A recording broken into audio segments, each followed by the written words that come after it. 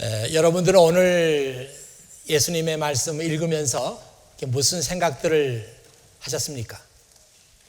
갑자기 이제 별 생각할 틈도 없이 말씀을 읽기 쉬운데요. 어떤 생각을 하셨는지 모르겠습니다. 저는 이 말씀을 읽으면서 예수님께서 그동안 해오신 그 일들로 봐서 올 것이 왔다, 그런 생각을 했습니다. 예수님께서 성전에서 거니실 때에 이렇게 말씀이 시작되고 있는데, 사실은 이런 말씀을 보면은 우리가 좀 오해를 하기가 쉽습니다. 왜냐하면 그 유대인의 성전은 그렇게 우리가 생각하는 것처럼 성전에서 거닐 때 그런 개념이 아니에요. 어떻게 예수님께서 성전에 들어가실 수 있으며 예수님께서 어떻게 이 성전을 거닐 수가 있겠습니까? 유대인들의 성전은 아주 특별한 구조로 되어 있습니다. 그 성전 담이 있어요. 이 성전 담은 성전과 이 세상을 구별하는 담입니다. 이 담에는 8개의 문이 있어요. 그래서 이 문으로 들어가면 사실은 그 담부터가 성전의 개념이에요. 그래서 문으로 들어가면 좀 널찍한 뜰을 만나게 되는데, 거기가 이방인의 뜰입니다. 거기는 이제 이방인들은 거기서만 있을 수 있어요. 더 안으로 들어가면 안 되죠. 그리고 그 안에 들어가면 또 하나의 문이 있는데, 문을 열고 들어가면은 거기는 여자들이 들어갈 수 있는 곳이에요. 유대인 여자들은 거기까지 갈 수 있습니다. 거기서 또 안으로 들어가면 또 뜰이 나오는데, 거기에는 유대인 남자들이 들어갈 수 있는 뜰이에요. 그러니까 일반 사람들은 거기까지만 들어갈 수 있습니다. 그리고 그 안에는 제사장들만 들어갈 수 있는 곳이에요. 한번 그 사진에서 유대인의 성전 한번 보시죠. 이게 모형으로 되어 있는데요. 지금 예루살렘 시가지가 보이고, 거기 그 유대인의 성전, 이 성전은 헤롯 성전을 모형으로 만든 것입니다. 겉에 이렇게 담이 있잖아요. 이 담에 8개의 문이 있어요. 이렇게 문으로 들어갑니다. 들어가면 양쪽에 널찍한 공간이 있죠. 여기가 이방인의 뜰이에요. 이방인들은 여기만 들어갈 수 있습니다. 그리고 우리 전에 읽었던 말씀대로 성전에 장사하는 사람들이 비둘기도 팔고 돈도 바꿔주고 있었다, 그런데 그런 일들은 모두가 다 이방인의 뜰에서 일어난 것입니다. 그리고 안에 보면 또 건물이 있잖아요. 그래서 그 건물의 문을 열고 들어가면 처음 만나는 공간이 여자들이 들어갈 수 있는 뜰입니다. 그리고 또 하나의 문이 있는데, 그 문이 약간 좀 오픈되어 있는 문이죠. 그 문을 들어가면은 남자들이 있을 수 있는 공간이에요. 그리고 그 안에부터는 제사장만 들어갑니다. 그리고 가운데 이렇게 좀 돌출되어 있는 그 부분은 그게 바로 성소입니다. 거룩한 장소. 그리고 성소 안에도 또 깊숙한 곳이 있는데, 그것을 지성소라고 그렇게 부릅니다. 그러니까 우리말 성경에서 볼 때 예수님께서 성전을 거닐 때 이렇게 보면은 우리 생각에는 무슨 교회에 들어와 가지고 왔다 갔다 했나 보다 이렇게 되는데, 그렇게 돼 있질 않아요. 그래서 영어 성경에 보면은 이렇게 나와 있습니다. As Jesus was walking through the temple area. temple area를 예수님께서 통과하신 거예요. 그리고 또 NIV 성경에 보면은 While Jesus was walking in the temple courts, 그 템플의 그 코트, 그 코트라는 게 뜰을 말하는 거거든요. 그 뜰을 거닐었다, 이렇게 설명을 해놨습니다. 대제사장들과 율법학자들과 장로들이 예수님께 왔어요. 그 사람들은 유대 사회를 움직이고 있는 실세들입니다. 대제사장이 이렇게 움직일 때는 그 모자로 아주 화려한 그 모자를 쓰고 대제사장의 권위를 나타내는 거죠. 그리고 화려한 옷을 입습니다. 이 제사장의 옷은 아주 화려하게 되어 있어요. 또 율법학자들, 또 장로들, 그러니까 유대 사회의 원로들입니다. 이 사람들이 예수님께 왔어요. 와서 묻습니다. 당신이 도대체 무슨 권위로, 무슨 권한으로 그런 일을 했습니까? 이렇게 묻는 걸 보니까 그 전에 예수님께서 성전에서 하셨던 일을 지금 트집 잡고 있는 것이 분명합니다. 예수님께서 그 성전에 가셔가지고 돈 바꾸는 사람들의 상을 뒤엎고, 그리고 비둘기 파는 사람들의 그 의자를 뒤엎고, 그리고 내 집은 만민이 기도하는 집인데 이 집을 너희가 강도의 소굴로 만들었다. 어떻게 말하면 아주 성전에서 소동이 일어난 거죠. 이 소식이 대제사장들, 율법학자들, 장로들에게 다 들어갔습니다. 그래서 성경에 보면은 그 소식을 듣고 이 사람들을 어떻게 하면은 예수님을 죽일 수가 있을까 공모를 했다, 이렇게 나와 있어요. 이 공모를 해가지고 지금 대제사장이 예수님을 찾아와서 도대체 당신이 무슨 권리로, 무슨 권위로 이런 일을 했습니까? 이렇게 물었습니다. 예수님께서 어떻게 이 대답을 하느냐, 이 질문에 대답을 하느냐에 따라서 예수님의 운명이 결정되는 그런 위기에 처하게 됐습니다. 예수님은 그때 이렇게 묻죠. 내가 여러분에게 한 가지 묻겠습니다. 그 질문에 대답을 하면 저도 대답을 하겠습니다. 그러면서 요한의 세례가 하늘로부터 왔습니까? 아니면 사람에게서 난 것입니까? 이렇게 물었어요.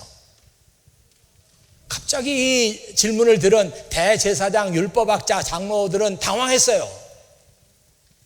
도대체 이 질문에 대해서 어떻게 대답을 해야 하는가 몰랐습니다.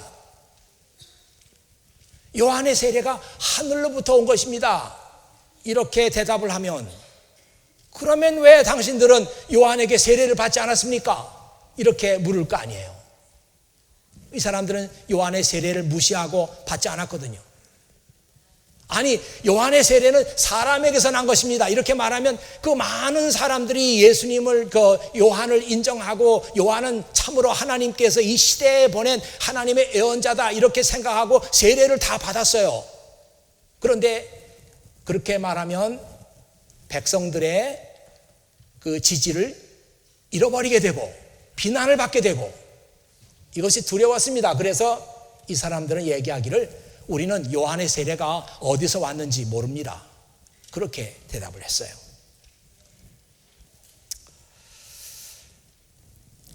성경에 보면은 이런 일들이 여러 번 있었습니다. 이 유대 지도자들은 어떻게 하든지 간에 예수님을 함정에 빠뜨리려고 했어요. 그래서 대답하기 어려운 질문을 하는 것입니다.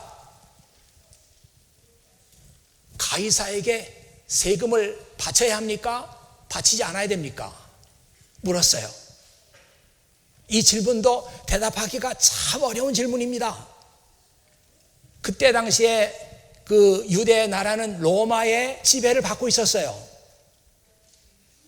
그러니까 당연히 세금을 내야 합니다. 그런데 사람들은 로마에 대해서 반감이 많았어요. 세금을 바치라 그러면은 백성들에게 지지를 잃어버릴 거예요. 바치지 말라 그러면은 로마의 법을 어기는 것이 됩니다. 예수님께서 이 질문을 들으시고 참 대답하기 어려울 텐데 예수님은 지혜를 가지고 가이사의 것은 가이사에게 주고 하나님의 것은 하나님께 바치라. 이 말을 듣고 질문했던 사람들은 깜짝 놀랐어요. 아마 그 옆에 사람들이 많이 있었던 것 같은데 성경에 보면은 His reply amazed them. His reply amazed them. 예수님의 대답이 그 많은 사람들을 깜짝 놀라게 한 거예요. 도대체 그런 그 대답을 예상도 못했어요.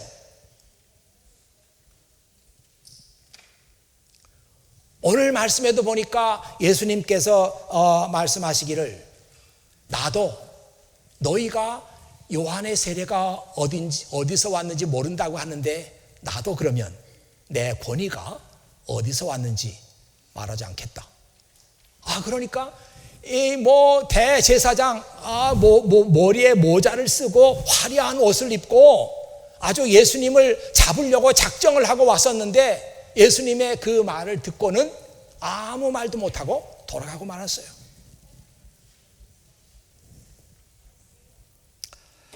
이 말씀이 오늘 우리에게 주는 메시지가 무엇이겠습니까?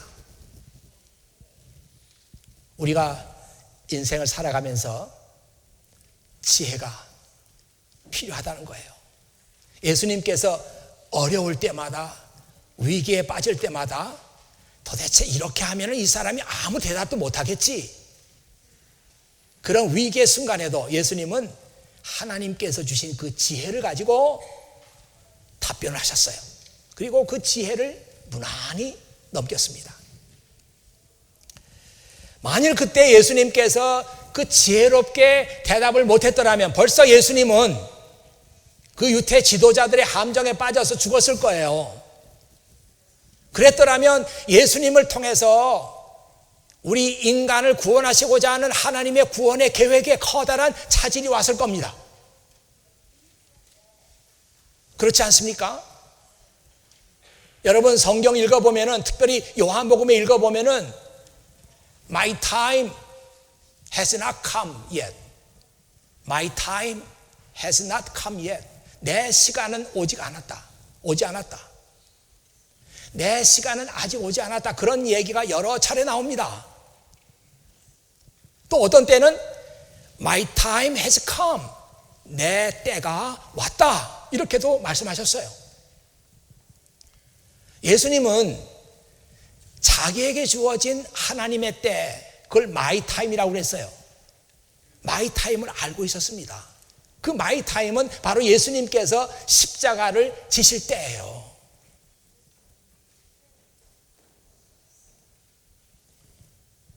예수님께서는 하나님께서 정하신 그 때를 알고 계시고 그 때에 맞춰서 말씀하시고 그 때에 맞춰서 행동하시고 했던 것입니다. 예수님의 십자가는 하나님께서 정하신 그 때에 정확하게 와야지 더 빨리 와도 안 되고 더 늦게 와도 안 되는 것이었어요. 오늘 우리에게 우리 인생을 보는 이런 지혜가 있어야 하지 않나, 그런 생각이 듭니다. 우리 교회에 지혜가 많아요. 김지혜, 박지혜, 강지혜, 최지혜, 이지혜는 없나요? 옛날에 이지혜도 있었어요. 지혜가 많아요. 어제도 이 박지혜에게 그 메시지를 보내야 되는데 다른 박지혜에게 보냈어요. 그래가지고 보냈는데 난 보낸 줄 알고 그냥 있었는데 연락이 왔어요. 목사님, 아무리 읽어봐도 이건 저에게 온 게 아닌 것 같습니다. 그래서 다시 그 박지혜에게 보냈어요. 이름이 지혜. 그 딸을 낳으면서 아빠가, 엄마가 그렇게 소원했겠죠. 너는 인생을 살아가면서 정말 지혜로운 아이가 되라. 미련한 아이 되지 마라. 지혜로운 아이가 돼서 내 앞에 놓여 있는 모든 문제들을 지혜롭게 잘 이겨나가는 그런 아이가 되라. 그런 소원으로 이름을 그렇게 졌지 않겠어요? 이 지혜는 지식과 달라요. 지식은 우리가 학교에 가서 배울 수가 있습니다. 지혜는 학교에서 배울 수가 없어요. 그런 의미에서 볼 때도 지금의 학교 교육이 불안정해요. 완전하지 않아요. 그렇지만 다른 대안이 없으니까 학교 시스템이 지금 계속 되고 있는 것입니다. 학교 가서 우리가 지식은 배울지 몰라도 인생을 살아가는 지혜를 배우지 못해요.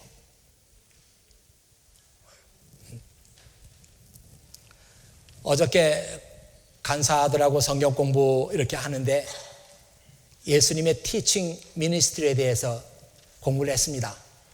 예수님께서 제자들을 가르치고 무리들을 가르치는데 어떤 식으로 가르쳤을까? 어떤 방법으로 가르쳤을까? 예수님은 제자들을 가르칠 때 또 사람들을 가르칠 때 어떤 교실에다가 다 모아놓고 강의하듯이 앞에서 가르치는 그런 방법을 하지 않았어요. 예수님은 제자들을 데리고 해변을 거니시고, 예수님은 제자들을 데리고 장터를 거니시고, 예수님은 제자들을 데리고 산을 거닐고 들을 거닐면서 그때그때 필요한 말씀을 제자들에게 주셨어요. 그럼 제자들이 그 말을 듣고 또 질문을 하면 예수님께서 그 질문에 답을 주셨어요.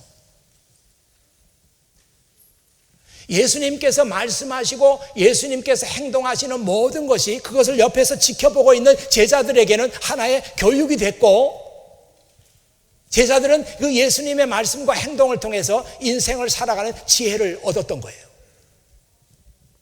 오늘 말씀도 그렇잖아요.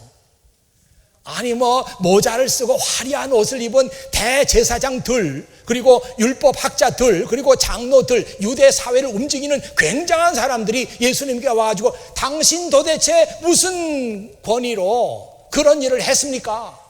이렇게 물었을 때 제자들이 옆에서 얼마나 쫄았겠어요. 야, 이거 오늘 진짜 큰일 났구나 했을 거예요. 근데 예수님께서는 지혜롭게 그들의 질문을 이겨나갔어요. 이것도 옆에서 지켜보는 제자들에게는 커다란 교훈이 됐을 겁니다. 지혜는 배울 수 있는 것이 아닙니다. 지금의 학교 시스템으로는 더욱더 배울 수 없는 것이 지혜예요. 그래서 지혜는 하나님께서 우리에게 주시는 선물입니다. 하나님께서 우리에게 주시는 선물이에요. 맞습니까, 여러분? 그래서 성경에 보면은 이렇게 나와 있습니다. 지혜가 부족한 사람이 있으면 하나님께 구하십시오. 하나님께서는 자비로우셔서 모든 사람에게 나눠주시는 것을 즐거워하십니다. 따라서 여러분이 하는 지혜를 주실 것입니다. 하나님께 구할 때는 믿고 구해야 합니다. 이 야고보서 1장 5절에서 6절에 나와 있는 말씀이에요. 제가 이 말씀을 참 좋아합니다. 정말 여기에 세상에 그 무엇과도 바꿀 수 없는 그런 말씀이 여기 있구나. If you need wisdom, 지혜가 필요하세요? 예, 여기에 있는 모든 분들이 다 지혜가 필요합니다. 전 지혜가 필요 없어요. 저는 충분히 지혜롭습니다. 이런 사람 여기 누가 있습니까? If you need wisdom, 지혜가 필요하면 ask our generous God, 너그러우신 하나님께 구하십시오. And He will give it to you. 그러면 하나님께서 지혜를 여러분에게 주실 것입니다. He will not rebuke you for asking. 아니, 너 왜 나에게 지혜를 구하느냐 하고 우리를 리뷰하지 않아요. 우리를 비난하지 않아요. 우리를 책망하지 않아요. 하나님은. But when you ask him, 하지만 하나님께 지혜를 구할 때는 be sure that your faith is in God alone. 여러분의 믿음은 오직 하나님 한 분께만 있어야 됩니다. 하나님 한 분만 절대적으로 믿는 그 믿음을 가지고 아주 제너러스하신 하나님께 지혜를 구하십시오. 누구든지 지혜가 필요한 사람은 그러면 주십니다. 그러면 주십니다.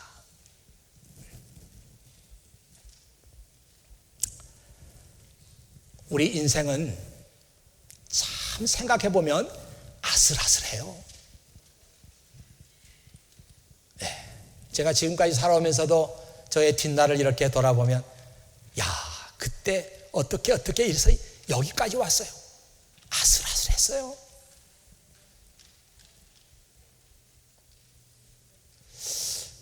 결혼도 아슬아슬하고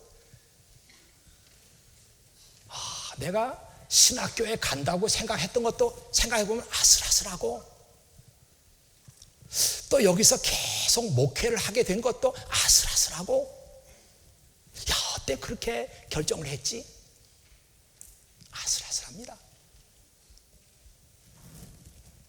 제가 좋아하는 노래 가사가 있는데요, 제가 한번 읽어드릴 테니까 들어보세요.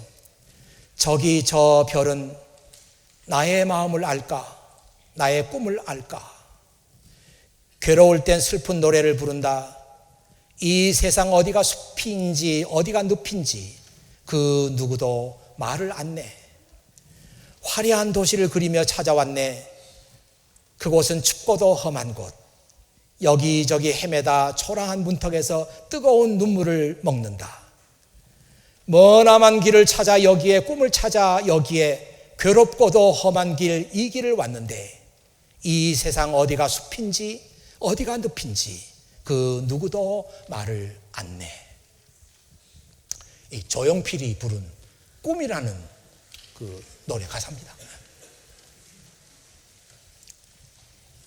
사실 뭐 조용필은 저의 세대가 아니에요. 저는 그때 조용필이 한참 부산항 그거 있잖아요.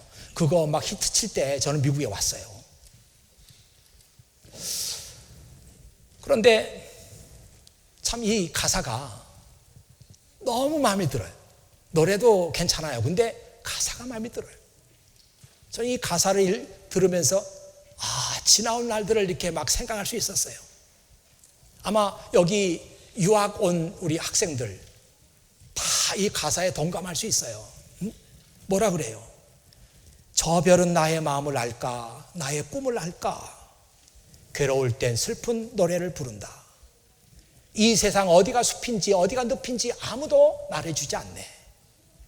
화려한 도시를 그리며 찾아왔네. 여기에 꿈을 찾아 여기에 왔네. 예, 우리 다 꿈을 찾아왔어요.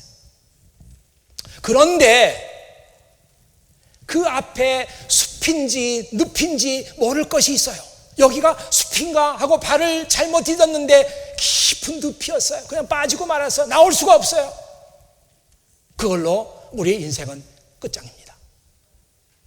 그런데 어디가 숲인지 늪인지 아무도 말해주지 않아. 지혜가 있어야 되지 않습니까? 그때 지혜가 있어야 돼요. 지혜가 있는 사람은 그때 현명한 판단을 할 수 있고, 지혜가 없는 사람은 미련한 판단을 합니다. 무엇이 옳은지 그른지 우리는 알 수 없어요. 지혜가 있어야 됩니다. 지혜는 하나님께서 우리에게 주신 선물이에요. 참 아이러니한 것은 난 지혜가 없어요, 난 미련해요, 그러면서도 지혜를 구하지 않아요. 난 능력이 없어요, 난 약해요, 그러면서 하나님께 능력을 구하지 않아. 이게 참 아이러니한 일이에요. 왜 그런지 몰라요. 아니, 지혜가 없으면 성경 말씀에 하나님께 구하라, 구해야 돼요. 능력이 없는 사람은 능력에 하나님께 능력을 구해야 합니다. 그런데 구하지 않아요. 오늘 성경 말씀에 여러분이 꼭 들어야 되는 말씀이 있는 거예요. If you need wisdom, ask our generous God, and He will give it to you. 그러면 주신다는 거예요. 지혜를 구하십시오. 오늘 말씀 읽으면서 우리가 그걸 깨닫는 거예요. 예수님께서 지혜가 있으셨기 때문에 그 앞에 놓여있는 위기의 순간들 이겨나갔어요. 우리도 지혜를 가지고 여러분 앞에 놓여있는 위기의 순간들 이겨나가야 됩니다. 여기가 숲인 줄 알고 발을 쿡 디뎠다가 깊이 빠질 수 있어요. 그걸로 우리 인생은 끝입니다. 돌아올 수 없어요. 이제 여러분과 함께 이 설교의 마지막 파트, 지혜, 권위 문제에 대해서 얘기를 하고자 합니다. 누가 말을 하면은 사람들이 다 솔깃하게 들어요. 따라줍니다. 그런 사람의 말에 권위가 있어요. 근데 누가 얘기를 하면은 전혀 듣지 않고 웃어요. 아무도 따르지 않아. 권위가 없어요. 그 속된 말로는 실없는 사람이라고 그러죠. 뭐 이런저런 얘기해도 아무도 듣는 사람 없어요. 근데 누가 얘기하면 다 집중하고 그 얘기를 듣고 그 얘기를 따릅니다.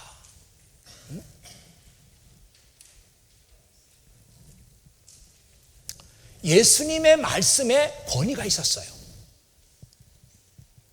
그러니까 성전에 가서 돈 바꾸는 사람의 상을 뒤엎고 비둘기 파는 사람의 의자를 넘어뜨리고 그 소동을 피워도 아무도 예수님을 제어하지 못했어요. 왜? 예수님의 말과 행동에 권위가 있었기 때문에 다 압도당한 거죠.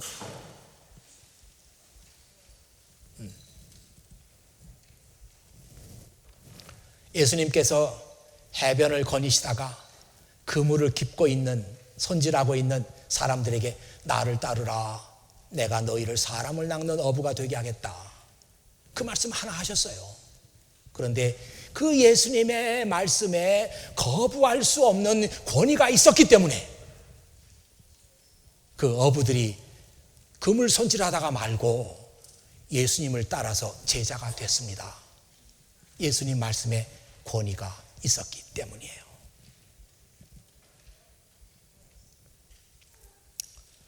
이 성경 말씀에 보면 예수님의 말씀에 권위가 있었고 그 말씀을 듣는 사람이 깜짝 놀랐어요. 아니, 저분의 말씀은 지금까지 우리가 들었던 말씀하고 다르다. 말씀에 권위가 있다. 그걸 느끼고 사람들이 깜짝 놀랐다고 하는 성경 말씀들이 많이 나와 있습니다. 예수님의 권위가 어디서 온 것일까? 설교자인 저에게도 이 말씀은 아주 깊은 그런 관심이 있는 말씀이에요. 왜냐하면 제가 늘 이렇게 성도들 앞에서 설교를 하는데 제 설교 말씀 속에 권위가 있어야 교인들이 그 말씀을 들을 거 아니에요. 그 말씀을 들어야 믿음이 생길 거 아니에요. 믿음이 생겨야 우리의 삶이 변화될 거 아니에요.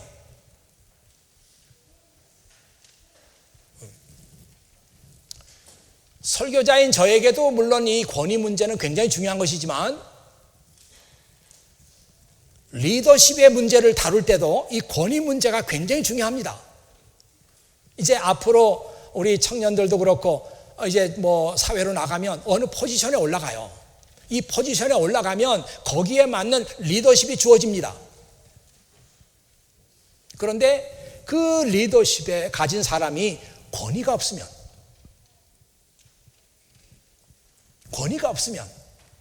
사람들이 따라주지 않아요. 그러면 참 힘들게 됩니다. 그 자리를 유지할 수가 없어요. 사람들이 따라주지 않으니까. 이 권위 문제는 여러분 모두에게 중요한 이슈예요. 그래서 우리는 더욱더 예수님의 권위가 어디서 온 것인가 하는 것에 대해서 관심을 갖게 되는 것입니다. 이 권위에는 두 가지 권위가 있어요. 하나는 그분의 말과 행동을 통해서 자연스럽게 흘러나오는 권위가 있고, 하나는 억지로 만들어내는 권위가 있습니다. 아무것도 아닌데 권위가 있는 것처럼 인위적으로 조작을 하는 그런 권위가 있단 말이에요. 그럼 예수님의 권위는 어디서 온 것이냐? 예수님의 권위는 말씀과 행동을 통해서 자연스럽게 흘러나온 것입니다. 뭐 예수님께서 권위를 부리려고 말투를 바꾸거나 그러지 않아요. 아주 인자하게 말을 해도 사람들에게는 그것이 권위 있는 말씀으로 들리는 겁니다. 저는 예수님의 권위 문제를 생각하면서 예수님의 권위는 적어도 두 군데에서 온다. 물론 권위가 어디서 올까? 예수님은 하나님의 아들이십니다. 그런 얘기 빼고 말이죠. 예수님의 권위는 말씀과 행동이 일치한 데서 오는 권위예요. 예수님께서는 말씀하신 것을 그대로 실천하셨고 그 말씀을 곧 자기의 삶을 통해서 다 이루셨어요. 그래서 예수님의 말씀 가운데는 말씀을 그대로 실천해야 된다고 하는 그런 말씀이 많습니다. 누가 복 있는 사람이냐? 하나님의 말씀대로 지키며 사는 사람이 복 있는 사람이다. 어딘 또 길을 가는데 뭐 여자들이 그냥, 예수님도 여자들에게 굉장히 인기가 많으셨어요. 이 여자들이 그냥 모여와가지고 당신을 낳은 그 어머니 참 복이 있습니다. 당신 같은 아들을 두다니요. 호들갑을 떨어요. 그때 예수님께서 말씀하시죠. 아닙니다. 저를 낳은 어머니가 복이 있는 것이 아니라 하나님의 말씀을 듣고 그대로 지키며 사는 사람이 복이 있습니다. 그렇게 말씀하셨잖아요. 예수님의 말씀의 권위는 말씀만 해버리고 책임지지 않는 그런 것이 아니라 말씀하고 그대로 실천으로 옮기는, 거기서 온 권위예요. 여러분이 그렇게 질문할 거예요. 목사님, 그러면 우리도 하나님의 말씀을 듣고 그대로 지키는 삶을 살면 권위가 생깁니까? 예, 생깁니다. 여러분이 한번 그렇게 살아보세요. 하나님 말씀 듣고 하나님 말씀 그대로 순종하면서 하나님 말씀 존중하면서 하나님을 말씀을 중요하게 여기고 한번 살아보세요. 권위가 생긴다니까요. 이 권위는 여러분이 생각하는 무슨 그런 권위가 아니에요. 주변에 있는 나를 아는 사람들이 나를 함부로 대하지 못하죠. 야, 쟤는 진짜 본받을 게 많은 사람이야. 진짜 자기가 믿는 그 믿음대로 그대로 살아가는 사람이야. 다들 옆에서 인정해 주잖아요. 그러면 나의 말에 권위가 생기는 겁니다. 예수님의 권위가 말씀과 행동이 일치하는 데서 오는 권위예요. 두 번째로, 그 예수님의 권위는요, 자기 자신을 의지하지 않고 하나님의 말씀만 전적으로 의지하는 데서 오는 권위예요. 예수님은 여러 번 얘기하셨어요. 내 말은 나의 말이 아니라 나를 보내신 아버지 하나님의 말씀이다. 나는 아무것도 내 마음대로 행동하지 않는다. 하나님께서 하라고 하는 것을 말씀하고 하라고 하는 것을 행동으로 옮긴다. 그러니까 예수님의 입에서 나오는 말씀은 사실은 예수님의 말씀이 개인적인 예수님의 말씀이 아니라 하나님 아버지의 말씀이에요.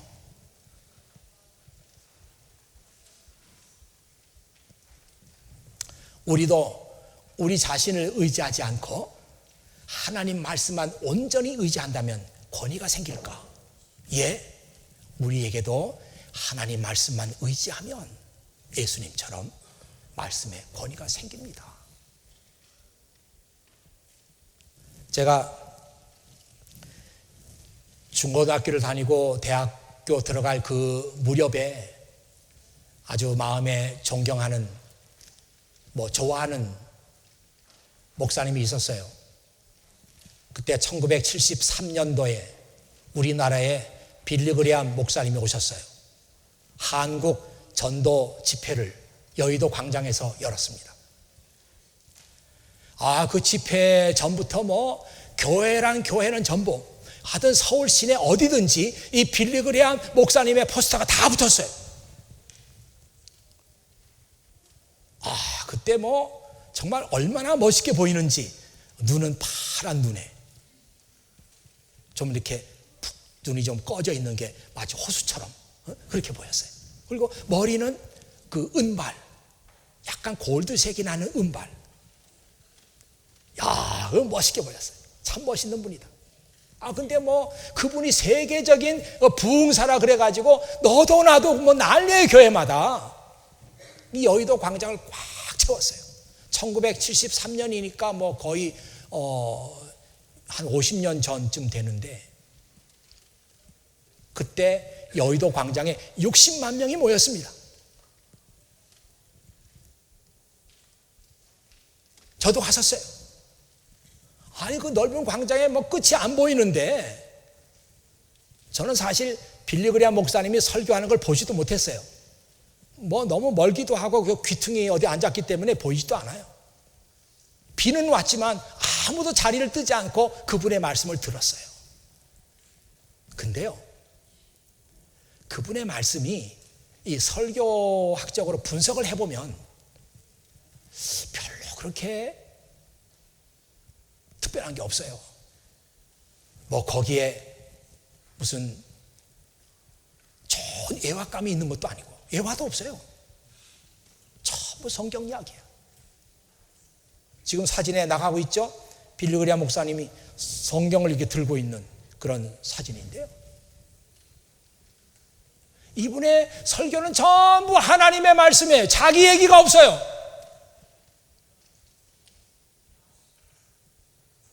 이분이 제일 많이 쓰는 그 말이 무슨 얘기냐면 The Bible says, The Bible says, 성경이 말하기를, 그 얘기예요. 재미있는 애화거리도 없고 무슨 뭐 지식인처럼 무슨 타임지에 무슨 기사가 났는데 뭐 이건 이렇고 그런 얘기 하나도 없어요. The Bible says, 성경은 말하기를, 자기 얘기를 하지 않고 성경의 권위에 의존해서 말씀을 하는 거예요. 그런데 그분의 그 말씀에 권위가 있어요.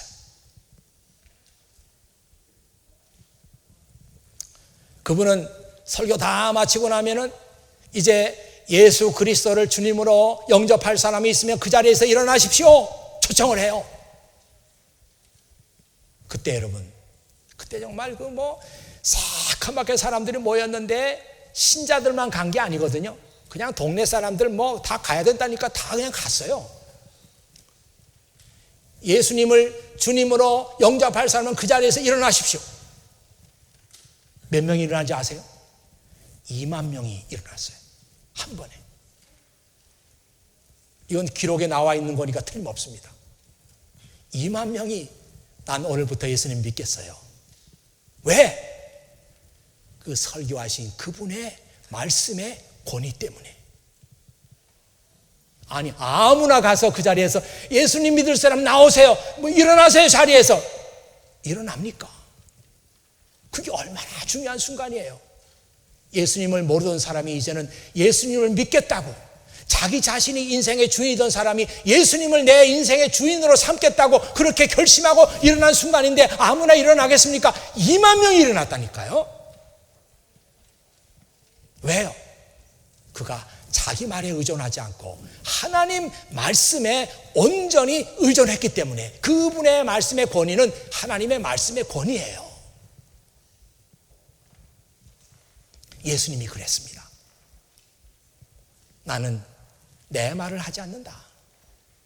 내가 하는 모든 말은 나를 보내신 그분의 말씀이다.